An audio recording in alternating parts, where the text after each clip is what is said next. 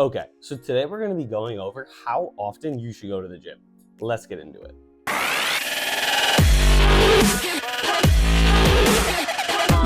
Okay, so this is extremely dependent on what you want to get out of the gym. So I'm going to kind of go through like the different scenarios of what you might want to get out of the gym and then kind of explain how often you should be going to the gym. So let's say you're just trying to have like a moderately healthy lifestyle. Like you're not trying to be like this health nut who does everything perfectly. You're just trying to like be somewhat healthy, look somewhat healthy, and that's really it. If that's all your goals are, I'd probably say like around 3 days a week, maybe 4 days a week, somewhere around there is like fine. If you're someone who wants to look pretty healthy and like look decent but not look top of the line, then I would say somewhere in the range of probably I'd say like 5 times a week is probably a good amount of times. And then if you're someone who has high level goals, like you really want to look like A1, at least 5 times a week, probably 6 times a week would be what I would say. Okay, so I just kind of gave you like a rough guideline of the amount of days, but now I'm going to give you the information to be able to decide how many days actually make sense for you.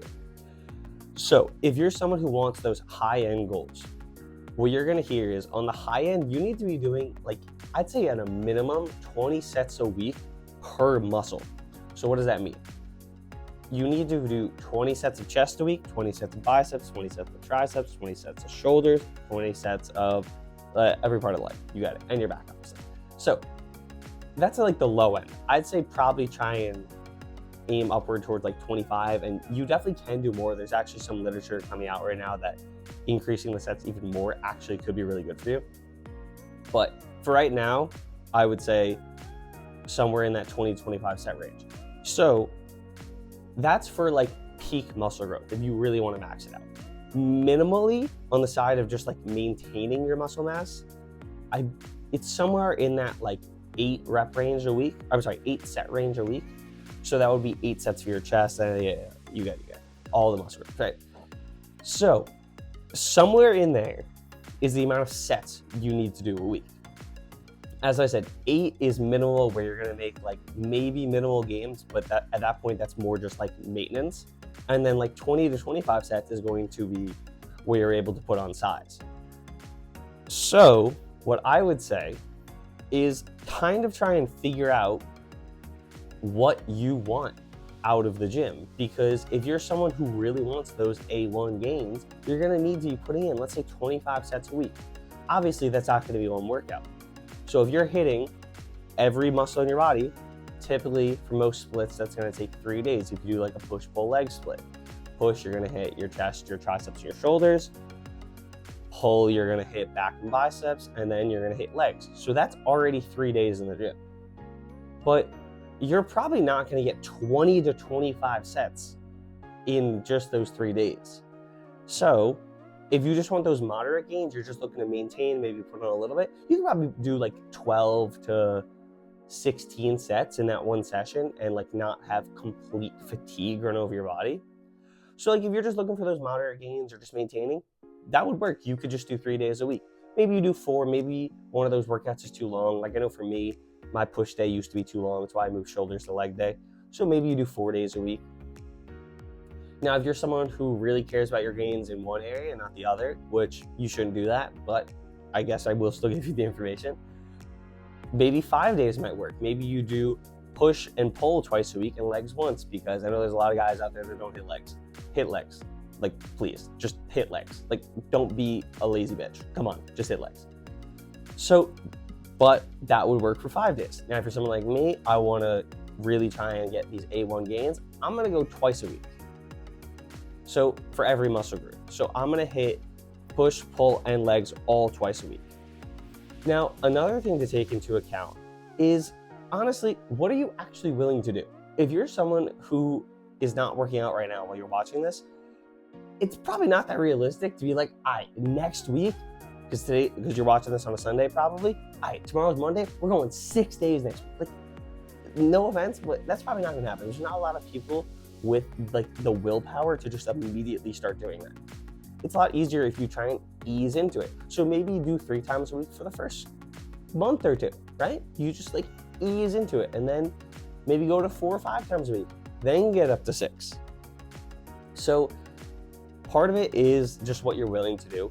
Additionally, it's what's your schedule. Like if you have, I don't know what jobs you guys work, or if it's school, like whatever you're doing. Some of you might have to work like a 12 to 16 hour day, or maybe you're working 2 jobs. Money's tight right now, right? You're working 2 jobs, you work 2 8-hour shifts, that's 16 hours. You don't really have that much time to work out during that day. So if that's only 1 or 2 days a week, you don't work out on those days. Let's say that's 2 days a week, you only really work out 5 days a week then. Like sometimes your schedule just isn't gonna allow you to get a workout in without just completely destroying your sleep, which some people are willing to do that, some people aren't. That's up to you. That's your choice to make. A good example of this is not last week, 2 weeks ago now for me. There was a Wednesday where I had, I'm a education major in college. I'm in a graduate program, so I'm in schools frequently, and I was in a school from 8 to 3:30. Then I had class from 5:30 to around 8, and then I had to be up the next morning at 5:15. So I was like, and even in that middle gap, that was just enough time for me to get home from where I was, eat, and then immediately go back to my next class. So like during that day, I didn't really have any time to work out. Like it just wasn't gonna work out for me because I had to be there at 8. So I woke up at like 6:30. I was not gonna wake up at 4 a.m. and then make that a really long day. I knew this day was coming as well, so I just planned it as a rest day. It was simple. Like I knew, I was like, all right, I'm gonna work out the 3 days before, that's gonna be my rest day, then I work out the 3 days after. And that's still 6 days in a week span. That's sometimes how you're gonna have to think about it. You might have to do back-to-back rest days, but let's say you're trying to do 3 days workout, 1 day rest. You can easily back up those rest days. You can do 3 days, rest day, 3 days. And in that 8-day span, you still worked out the 6 times you're supposed to and had the 2 rest days. So planning out your rest days can also be a big part to you staying on track to working out your 3, 4, 5, or 6 days a week. Okay, so another thing is you also have to figure out like the muscle recovery time between sessions. Because if you're extremely sore for days, that means your body is not recovering in that time frame.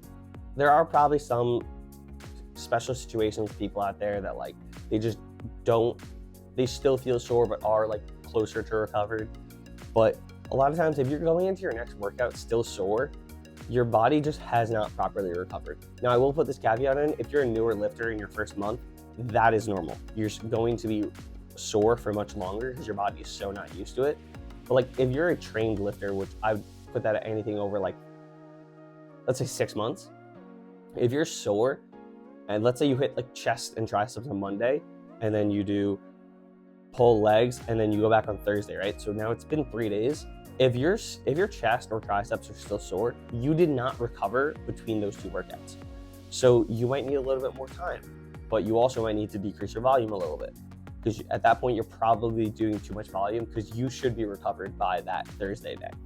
So kind of in addition to that, you also have to remember now, like you can't just go, let's say like for whatever reason, you only care about your chest and your triceps for whatever reason. You can't just go hit chest and triceps every day. You're never gonna fully recover.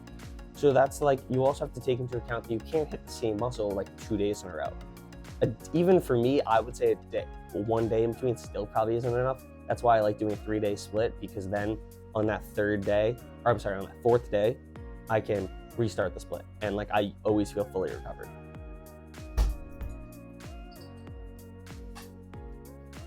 Holy shit, that was scary. Okay, and the last thing I kind of want to talk about is it also goes up to what you actually consider exercising. Because like some weeks I would say, if you asked me, that I only worked out 5 days, but on one of those rest days, I might have done cardio. I might have gone and played basketball.